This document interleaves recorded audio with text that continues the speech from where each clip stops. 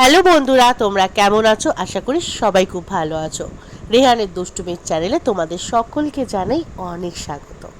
এখন ঘড়িতে বাজে প্রায় 12টা, আর কুটুসকে নতুন জামা পরিয়ে নিয়ে বেরিয়ে পড়লাম। কাল রাতে অনেক দেরিতে ঘুমিয়েছি, কারণ সব ভাই বোনেরা এসছিল।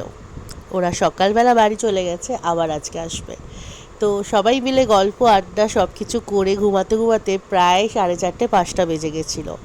তাই এখন অনেক দেরি করে উঠেছি, বললামই 12টা বাজে। এখন আগে সবার প্রথম চা খেতে এসেছি। চাটা খেয়ে তারপরে কুটুসকে নিয়ে একটু এদিক ওদিক ঘুরে তারপরে বাড়ি যাব।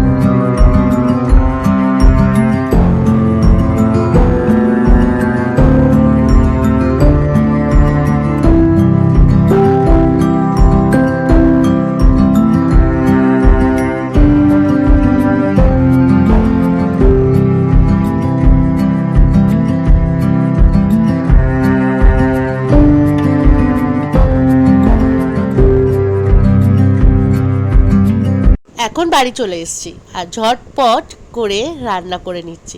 ভাত বসিয়ে দিয়েছি আর এদিকে মাটন কষাচ্ছি। আগে থেকে মশলা করে রেখেছিলাম, তাই রান্না করতে বেশি সময়ও লাগবে না। আর নবমীর দিন যতই বাইরে খাবার খাই না কেন, ভালো মন্দ, বাড়িতে একটু মাটন না হলে ভালো লাগে না। তারপরে খাওয়া দাওয়ার পর একটা দারুণ ঘুম দিয়েছিলাম। বিকালবেলা উঠে এখন কুটুসকে রেডি করে নিয়েছি, এবার যাব মায়ের বাড়ি। তো চলো ওইখানে যাই, তারপরে বাকিটা তোমাদেরকে দেখাচ্ছি। এখন তোমরা দেখতে থাকো কুটুস কী করছে।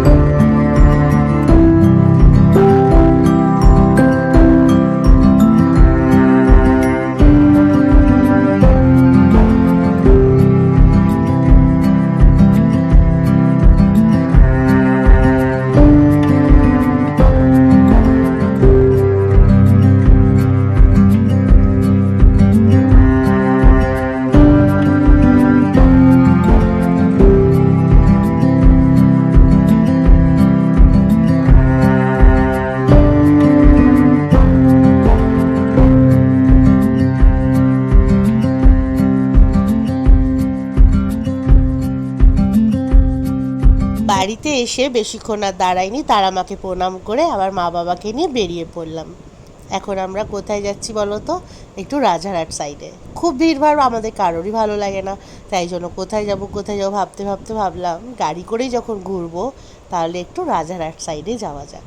ওইখানে গিয়ে একটু খাওয়া দাওয়া করব, আর গাড়ি করেও ঘোরা হবে। আর কুটুস লাইট দেখতেও ভালোবাসে, আর এত সুন্দর রাস্তা সাজানো যে সবসময় এই রাস্তাগুলো সারা বছরই এত ভালো লাগে, মনে হয় যেন সারা বছরই দুর্গাপুজো।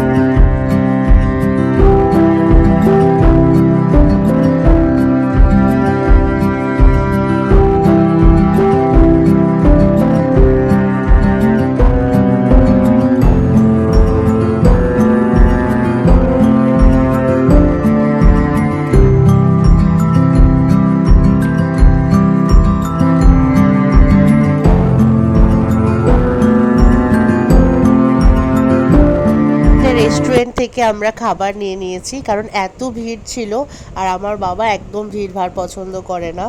তাই জন্য বাবা বললো একেবারে খাবার প্যাক করে নে, বাড়িতে গিয়ে সবাই মিলে আনন্দ করে খাওয়া দাওয়া করব। তো সেটাই করেছিলাম, তখন আর ভিডিও করা হয়নি ভিড়ের মধ্যে। এখন খাবার টাবার নেওয়া হয়ে গেছে, এবার সোজা বাড়ি। তো আজকের মতো এইটুকুই। ভিডিওটা ভালো লাগলে অবশ্যই এটা লাইক কমেন্ট শেয়ার করো, আমাদের চ্যানেলটাকে সাবস্ক্রাইব করো, আর সবাই খুব ভালো থেকো।